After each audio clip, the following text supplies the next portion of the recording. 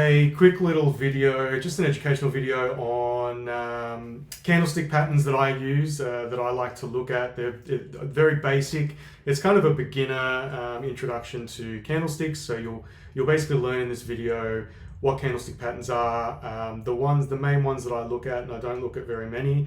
The logic behind why people look at them, what's actually happening in the market, and how you can incorporate it into your trading strategy. So it's just going to be sort of a beginner-friendly look at one of the key concepts I use in my strategy, which is candlestick charts. So essentially, I'll go through a quick little breakdown of how they work, what they are, and then I'll also move into a little bit more advanced stuff in terms of how I incorporate it. So essentially, there's only really three patterns that I look at. So there's a doji, which is basically this type of candle here.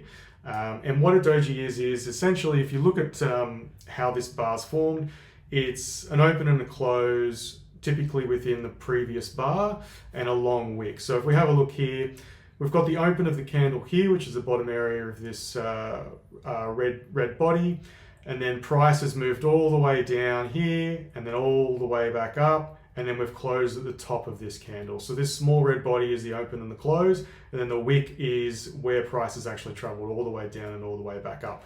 This up here is also a doji. You can see that you had the open here, and then we've moved all the way up here, price came all the way back down, and then closed there. So these appear quite often on the charts, and it's something that I use within my broader strategy. And really all it says is that there's rejection of a particular area, right? So this particular low here, so we've got this low here, for example.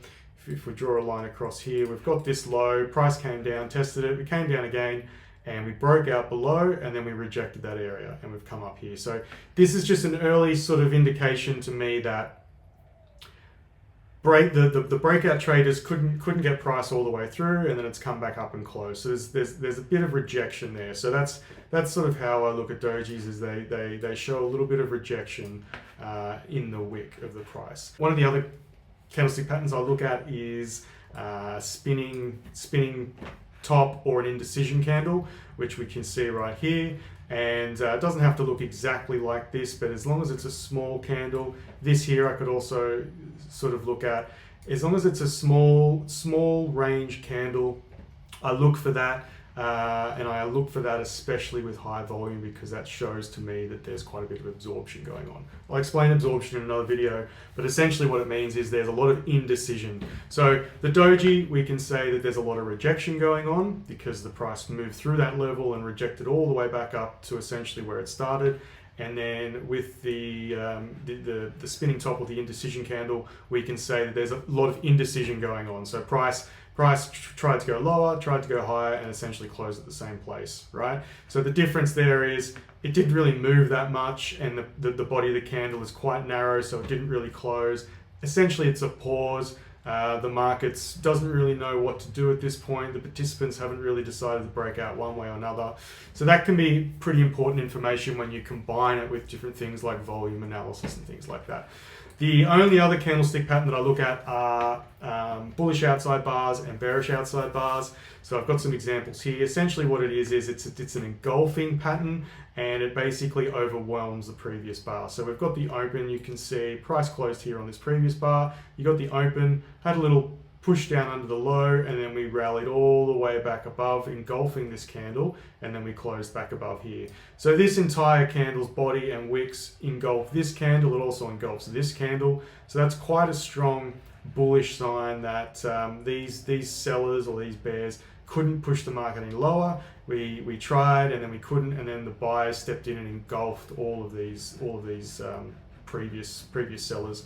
So again, it's something that I add into my strategy, and I look for these as additional indications of strength of buyers or sellers. So in this case, it would show some strength of the buyers. And this is an example here of a bearish outside bar. So you can see that the open, the wick broke above, and the candle, the body closed much lower, engulfing this candle and also engulfing this candle. So this entire range engulfed these. This is again a bearish sign. So as you can see, price dropped off here. We had this bullish outside bar here as well. with a nice kind of wick. So you can see price moved up from there, price moved up from this bullish outside bar, this doji.